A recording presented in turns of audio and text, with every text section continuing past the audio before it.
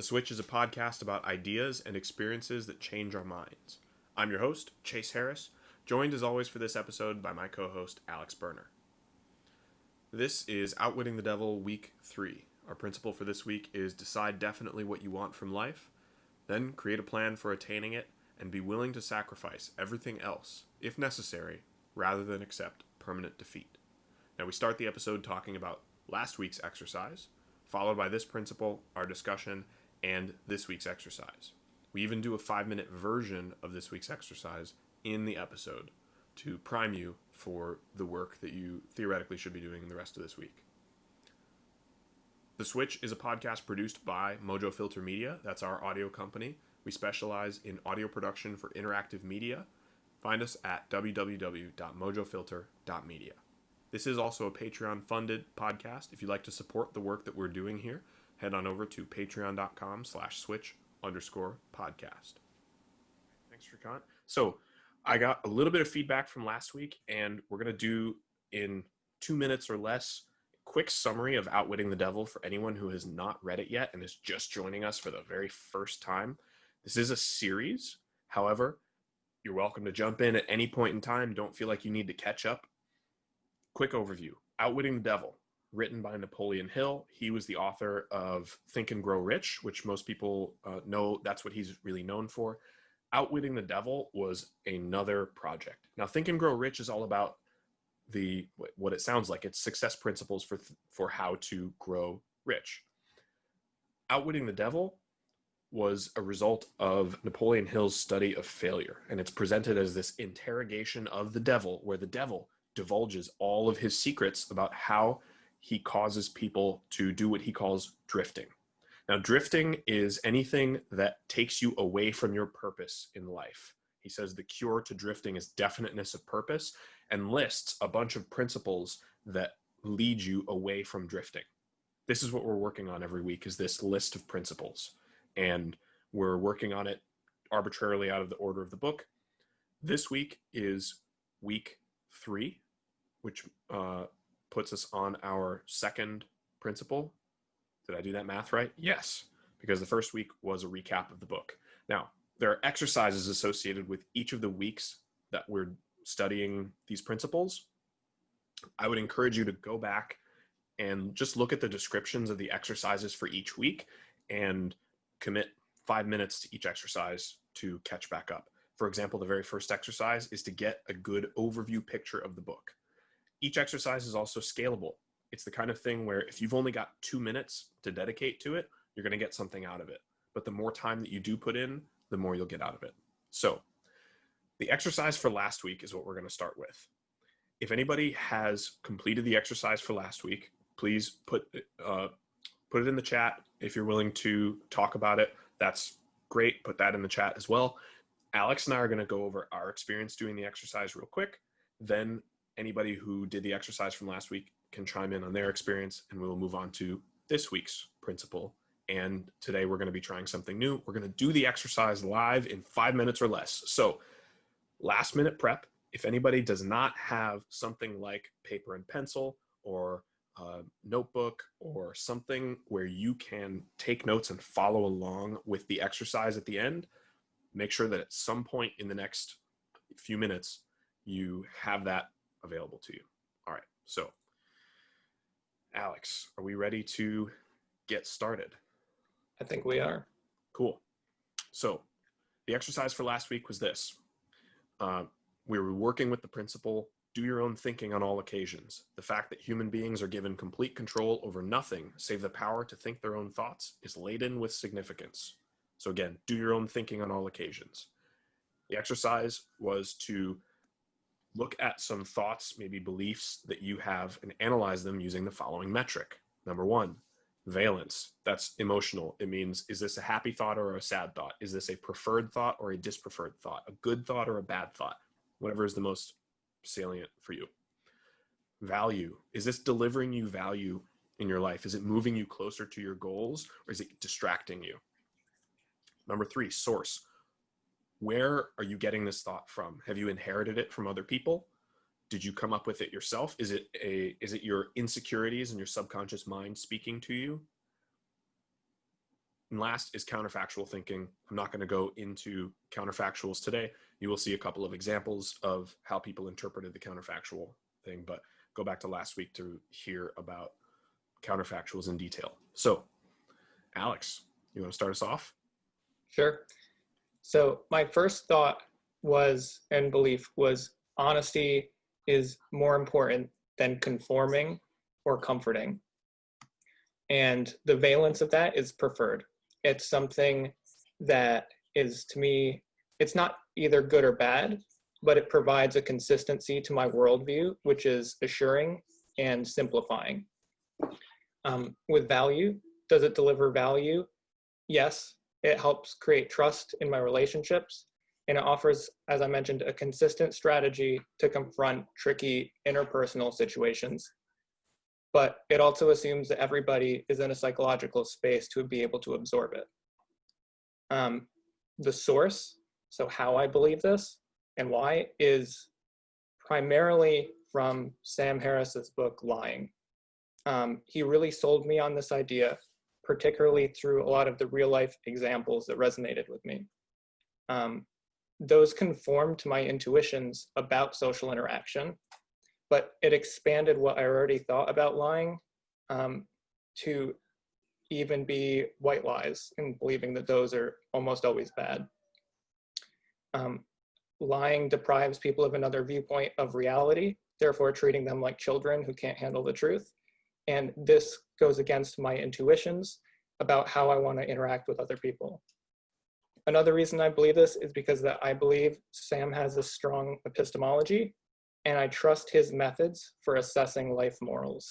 And I feel like our intuitions about that align. And this belief is perpetuated by my innate drive for consistency in my morals and one-size-fits-all solutions. Although that drive, I believe, can be unhelpful for me, as it can lead me to desire overly simplified solutions. Oh, and the last one, it just feels bad to lie. The counterfactual thinking, the questions I would ask myself to determine if these were true. If lying was not the best, if lying was a better method of operating, how would I know? Would I be shown firsthand that it was incorrect? Or would I experience a slow deterioration of what I expected to get from my relationships from not lying? Would the relationships weaken if what I believed was untrue? On an emotional level, would I feel better if I lied more? Is that worthwhile to think about? And would Sam be respected the same way he is by a lot of people for his epistemology if it was generally unreliable? Awesome. Yeah, that's a very deep way of analyzing that. Thank you for providing that example. Do you feel like you got something out of going through this exercise? Yeah, I did. And I think after going through it, and if there's other people looking to go into it, personally, I think I have a lot more of the things that I would put as preferred in valence. But what I thought about as I was going through it, the ones that I actually thought were dispreferred, I think were more important for me to do this process with, because I think those can have a more of an impact. But I do think it was good for me to go through this because it's something that I believe that I've also kind of had some questions about, because it pretty much is a never lie ever. There's no exceptions.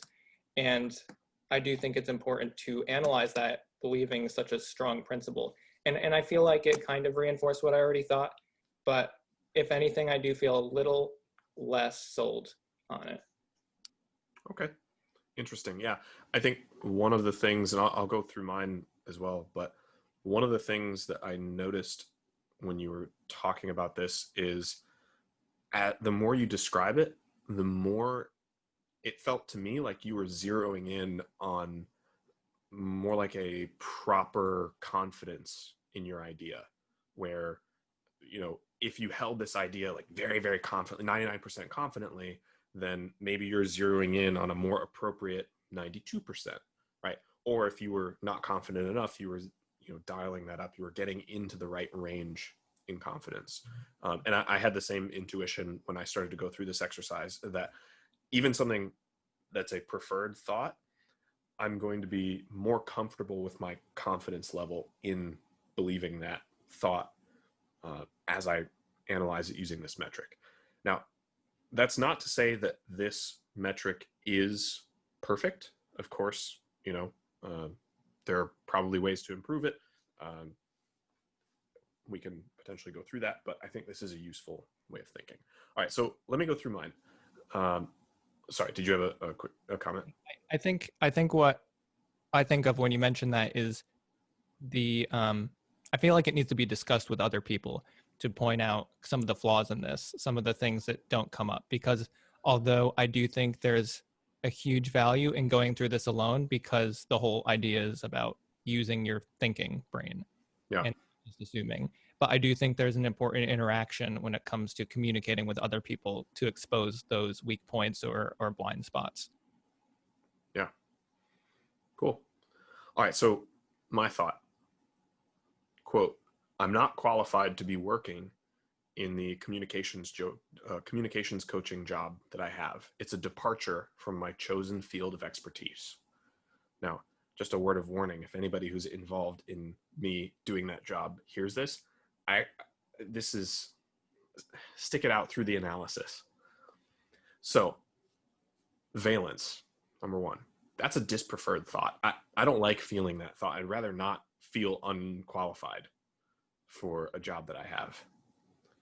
Value, it's probably not a valuable thought, because it is, as Ads put in the chat there, it's self-defeating, right? By believing that I'm not qualified, I'm probably undermining my performance. I'm probably performing at a lower level than I could be if I'm thinking that to myself all the time. Now, this actually brings me to one of the metrics that I did not put in this, but that you probably noticed when you started analyzing this, which is, how strongly do you believe this thought? How often does it come up? What kind of magnitude does it have? Because for me, this one would be a low magnitude thought. I don't often think this. It does come up more than once, more than occasionally, but it's not a dominating thought in my case. Okay, so continuing on valence, if this is a distraction from my career, this thought does help keep me focused. So if, for example, even if I'm qualified, I shouldn't be doing this, this thought actually could help me refocus on what I should be doing. So in that case, it might be slightly helpful, but I do think that it's more self-defeating than helpful.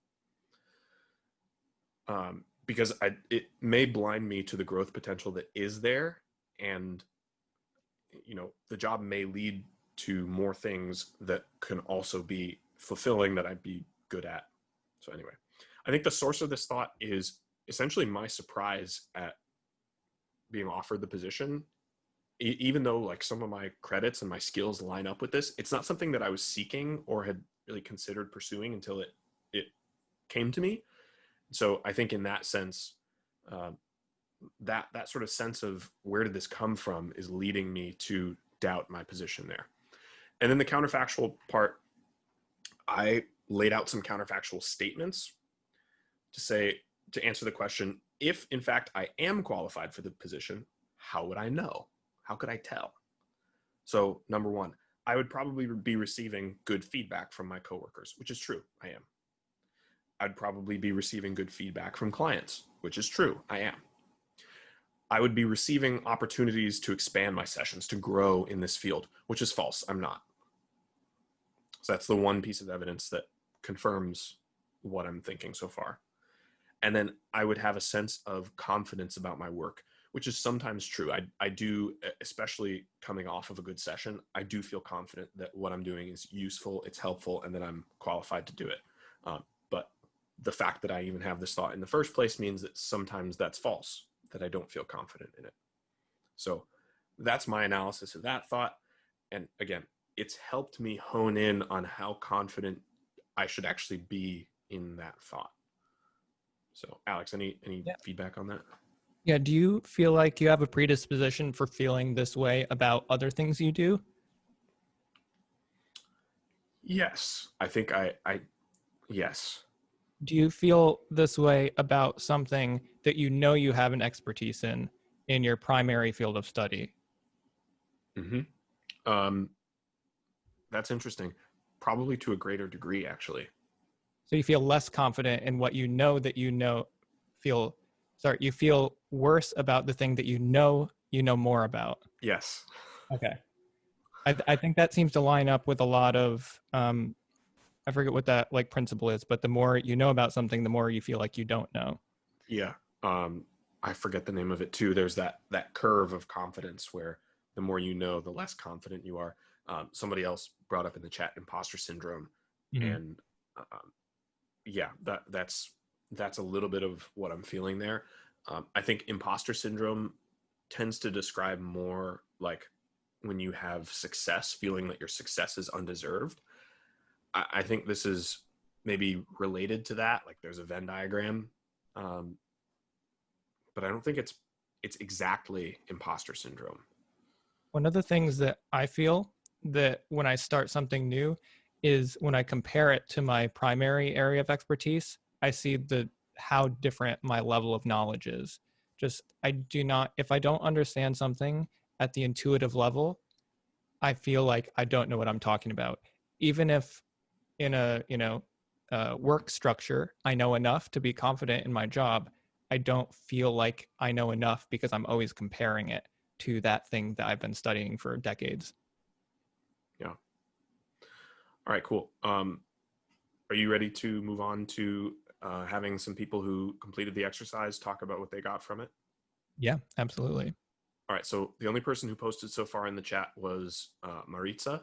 If anybody else who came in after I asked this, if anybody has completed the exercise and would like to give maybe a 1 to 2 minute summary of what they got from it, let me know in the chat and we'll line you up. So Maritza, if you're willing to share, you have the floor for a minute or two to let us know what you thought of this exercise.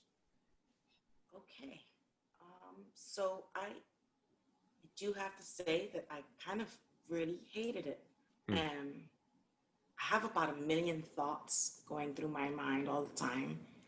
And for some reason, when I set to do the thought analysis, and it popped up because I put it in my calendar, right? So at the same time every night, it popped up on my calendar, and I pulled out my pencil to write. And the only thoughts that came down were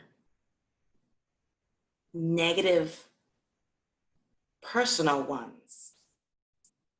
And so I will say that, out of 7 days, 6 of the days are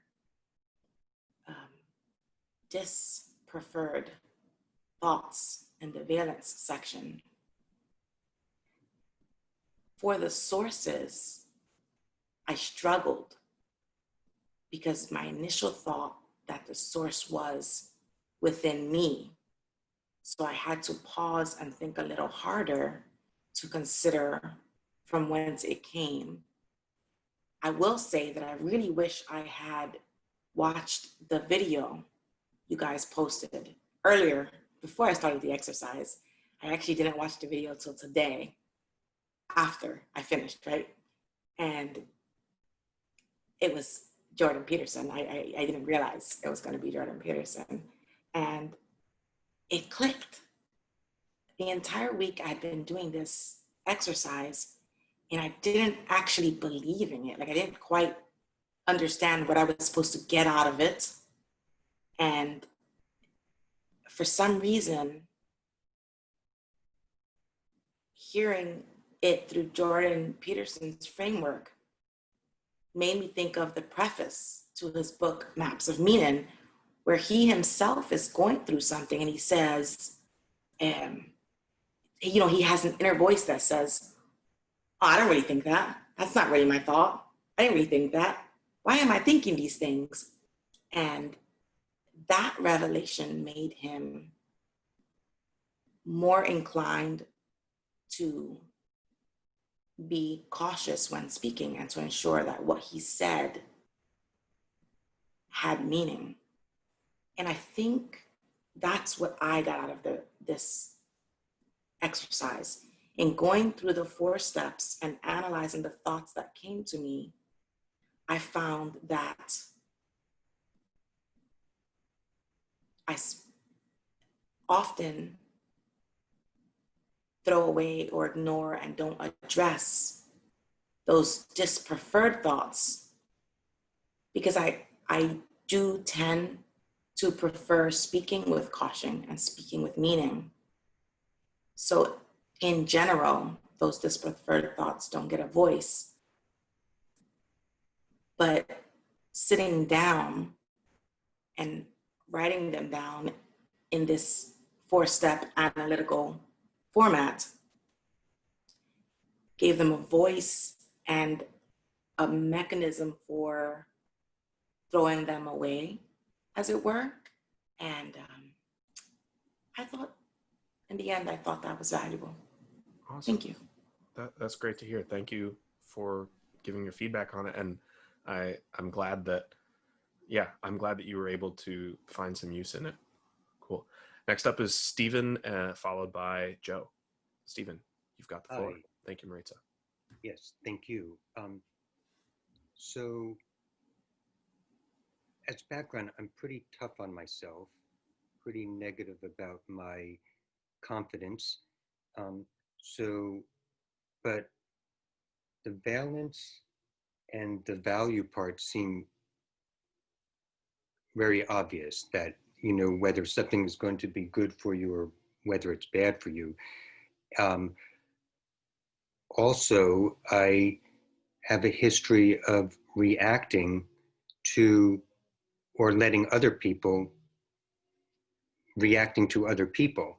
So this exercise forced me, the only couple of times that I did it, because I more wanted to avoid it, made me face these, I guess, demons, and realize that, and I was aware of this already, and I have taken actions to adjust my behavior, is that letting other people affect how I feel.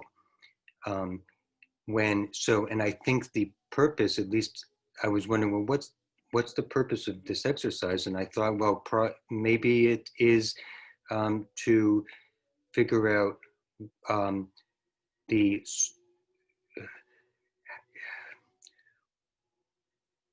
how you act based on your thoughts and where are those thoughts coming from. So I was extra careful not to attribute my thoughts to somebody else, that these are my thoughts. So, but the source is also, one of mine was taking a yoga class virtually, and the instructor saying at one point to think of what something you appreciate about yourself, or something something positive about yourself. And whenever I'm confronted that, and a wall goes up, because I just don't want to even answer this. Well, why? And it's more not this person that's instilling that in me, but that it's coming from within. So it can be very effective if you're willing to face your thoughts. Thank you. Awesome. Thank you, Stephen. Yeah, exactly. I think the topic of source is so important when you're thinking about thoughts and beliefs. And often the source is mixed, especially when you have a belief that's been around for a long time. The source could be yourself, it could be someone else way down the line, but what may be more important is like reinforcing factors.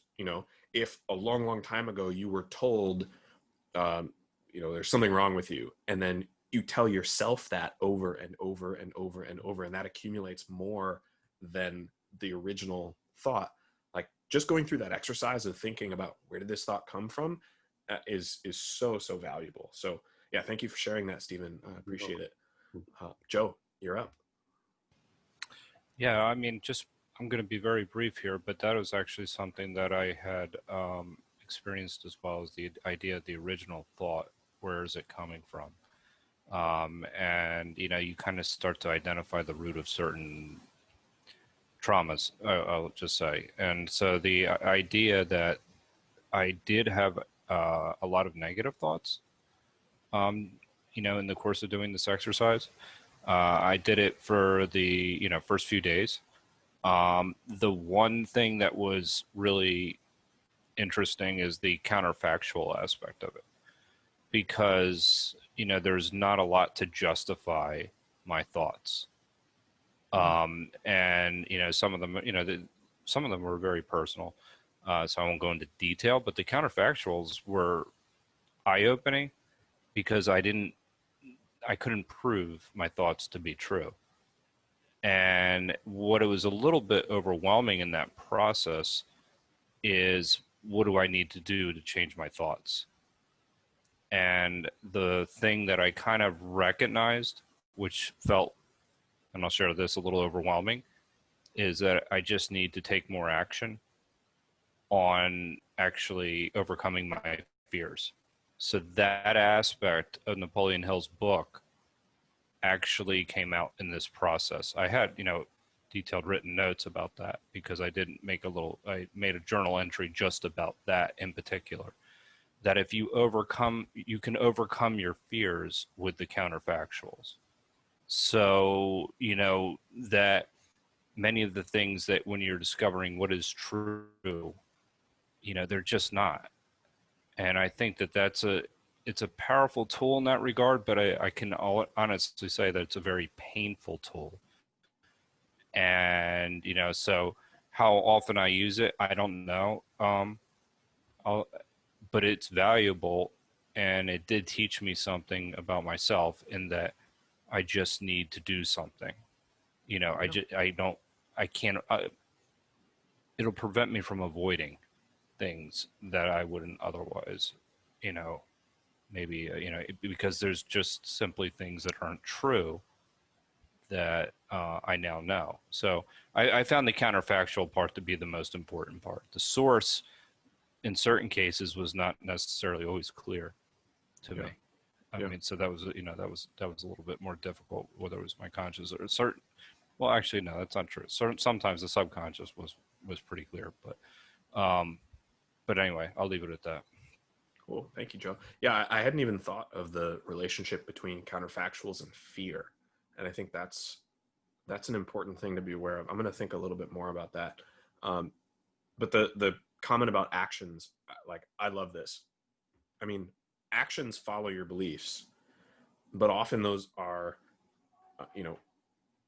implicit or subconscious beliefs, and actions follow your thoughts. But in the same way, thoughts follow your actions.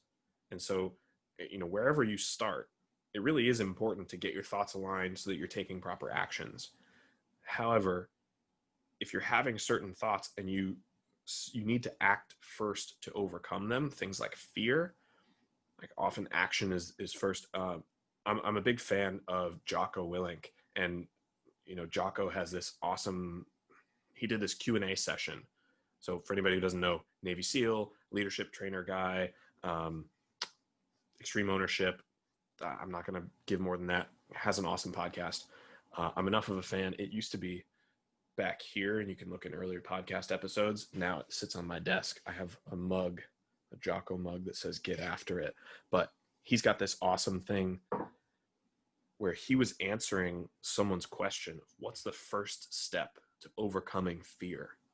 He says, you just answered your own question. The first step to overcoming fear is to take that first step, is to do the action. Don't wait for the fear to subside, because that's succumbing to the fear. You have to step into it, and that's how you overcome fear. Anyway. All right. Can I just really add really quickly Sure. to that? Yeah. Just very, very quickly. One of the things that you did mention is that was really kind of clear in the book, is how our thoughts and our deeds, essentially it was called out in the Napoleon Hill book, is essentially how our thoughts, the links between our thoughts and our deeds. Yep. And I did see that. That was very, very clear. And as well. So that was something where, again, the counterfactuals helped with that as well. So I just wanted to, you mentioned the thoughts and actions as well. So Awesome. And we'll be talking a lot more about deeds in 2 weeks when we talk about rendering useful service first. All right. We've got Julie next, and then we will dive into this week's topic. Julie, what did you get Hi. from the exercise? Well, I just wanted to say something about fear. When I started to challenge my own fears, oftentimes it was vague and I couldn't even describe what I was afraid of, but it pinned me down my entire life and kept me from acting. But when I have challenged it, wondrous things has happened. And if nothing else, when you take action, you find out you don't die. If the worst case scenario, you don't die. But if you stay pinned by fear your whole life, you're actually confirming every time you inaction is confirming the reality of whatever fear you have. So Yeah. And I just looked it up. So we're at week 3. Week 9 is going to be all about fear. So unfortunately, we got like a month and a half till we get to the fear episode, but it'll be there. We're going to do there's a whole principle on fear and how to treat fear. So we will for sure get to that. And fear is going to keep coming up as we do any of this stuff. So, all right, let's jump into this week's principle. We're going to have a quick discussion and we will do the exercise again. Last warning, if you don't have something to write on, something to write with, you will need it for the exercise. Let's jump in. So this week's principle: decide definitely what you want from life. Then create a plan for attaining it and be willing to sacrifice everything else if necessary, rather than accept permanent defeat. So first of all, Alex, do you have any reaction just to the principle by itself before I get into some of my questions about it? Like, is there anything that just strikes you right off the bat? Yeah, this is something I always have thought about since I figured out in a career sense what I wanted to do. And I think there's a certain section of this. It's the be willing to sacrifice everything else. That's always given me a lot of pause and a lot of thought. Because some of the people I've experienced in my industry, I think have looked at that and accepted it. But what their sacrifice is, I'm not willing to accept. But what I feel like I've learned recently is what the sacrifice is for me, I am willing to accept. So I think there's some things about this statement that are important to break down. So first, we can talk about, first of all, just how do we decide what we want out of life, right? How do we assess that? And how do we know that that's something that is going to be consistent and that we can rely on, and that we're not going to just change our mind in a month or a year or 10 years? Mm-hmm. Or if we do change our mind, how do we set ourselves up for that? Yeah. And that's an especially important question for everybody, but I think young people struggle with this a lot. And I remember struggling with this a lot. And, it took me a long time to figure out where I was passionate enough to pursue in a meaningful way. And, there are a lot of ways to do this. There are a couple of pieces of advice that I've heard over time. There's a book called, I don't think I have it in here. I think it's out in the living room. There's a book called The Curmudgeon's Guide to Getting Ahead, which is it's a super tiny book. It's awesome. There are some things in it that are like very clearly written by a stuffy old school curmudgeon saying like, here's how you survive in my world. But there are some pieces of advice in there that I think go really against the grain. And one of them is that every high schooler should take a gap year as soon as they graduate, and they should travel and get a job. And, like, don't worry about going to college, don't go to trade school, don't worry about your career. Like, travel and get a job, meet people, do things. And the idea is, it's really hard to know what you want when you are 17, 18 years old. If you move into the wrong field, like unless you're lucky enough to know what you want out of your career and, to not be delusional about that. It's really hard to make that decision at 18. This is what I would like to sink my life into. You don't know the world unless you need to travel around. You need to meet people you've never met before from places you've never been before. You need to experience things you've never experienced before. You don't know what you want until you've experienced those things. And Shrikant will back me up here. Higher education, the way that it's laid out in this country, like the college system, is not set up for people's success. It is set up to, it's an old school inherited system that is not built for the modern world. It has incentives in the wrong place in terms of money. And if you slot yourself into that system without totally knowing what you want, like, you are just setting yourself up for regret and debt. So anyway, that's one method, is to travel and meet people. The other thing, which is really quick, get a job that kind of sucks and then pay attention to your thoughts. I learned this from Casey Neistat. He's a YouTuber. He said, get a job. Like, he got a job, I think it was like Wendy's or something, and he hated it. But what he did was he paid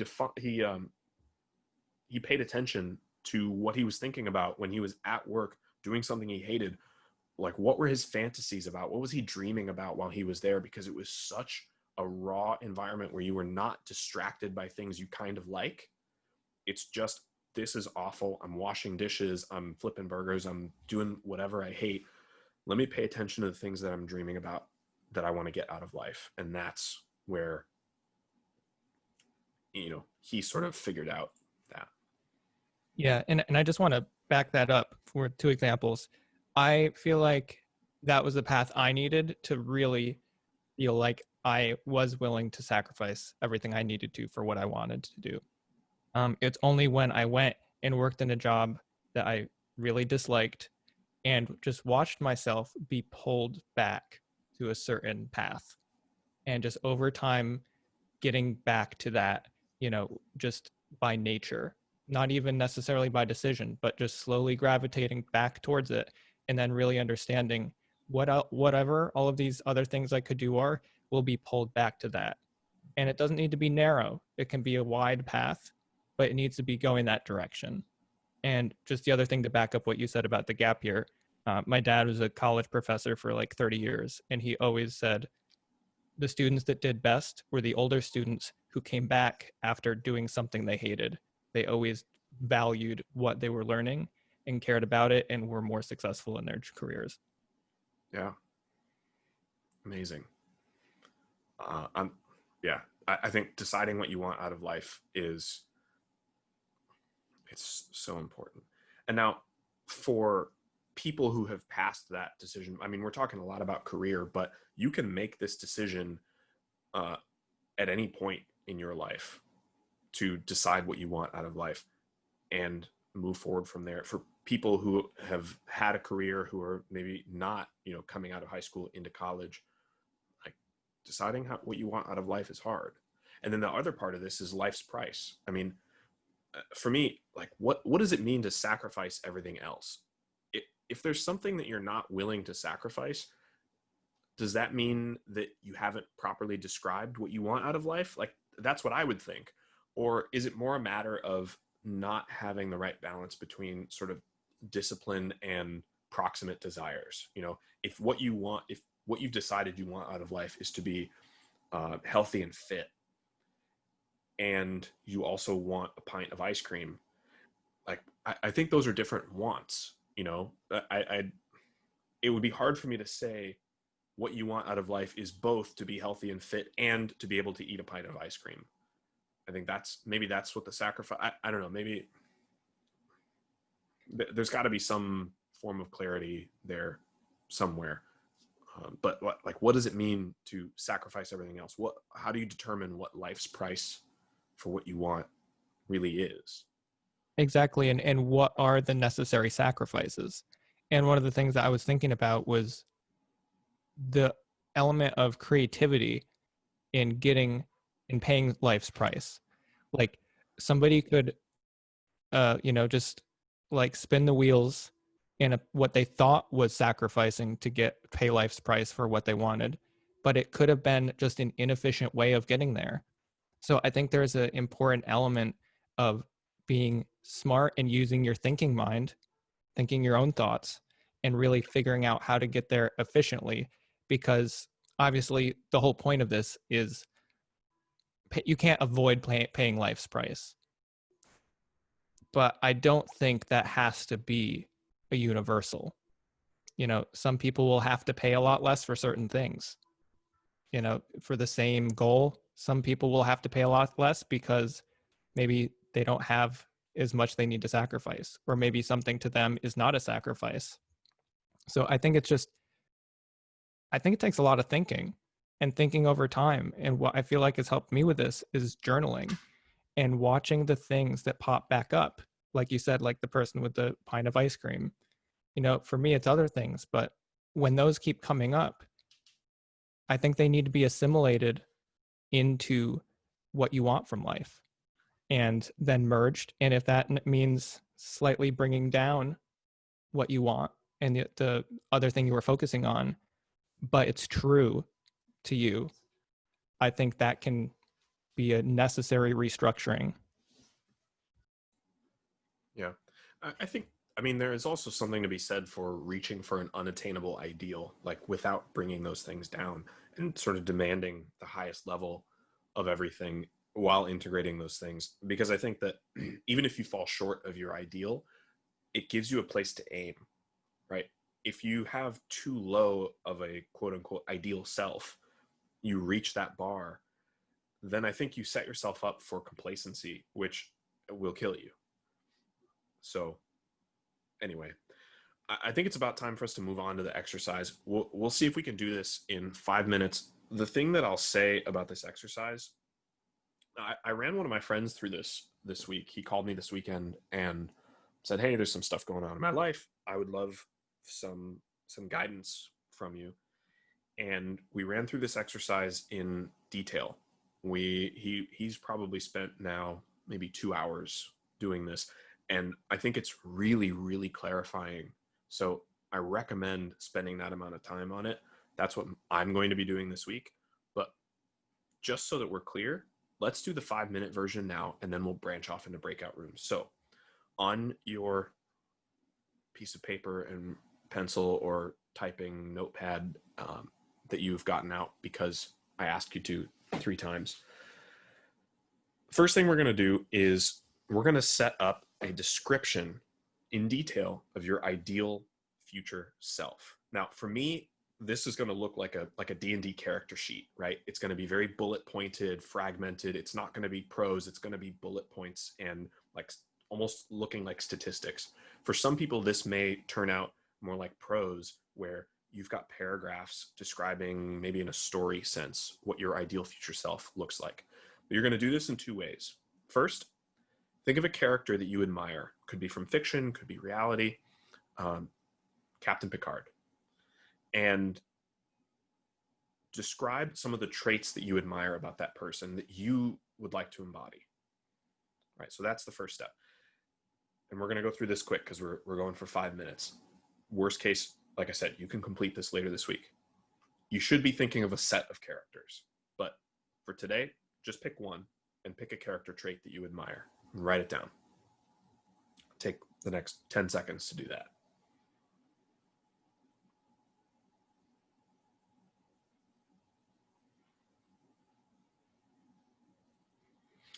Okay, now think of a life situation that very likely will affect you in the future. It could be something like the death of a family member or, economic turmoil. The negative ones might be a little easier to work with in the short period of time, but ideally you should be thinking of positive and negative things. Birth of a child, increase in your paycheck, like your next raise, being offered your dream job. So, pick whatever you'd like for now. I think the negative ones are a little easier to work with, and describe at least one action or trait that you would like to embody in that scenario. What kind of person would you like to be when you are experiencing that thing? Like I said, death of a family member, get offered your dream job. Like, who do you want to be in that situation? And I think crises are the easiest ones to work through. Again, I'll give you about 10 seconds to write down a scenario, and write down maybe just one trait, one thing, that one word or one phrase that embodies who you'd like to be in that situation.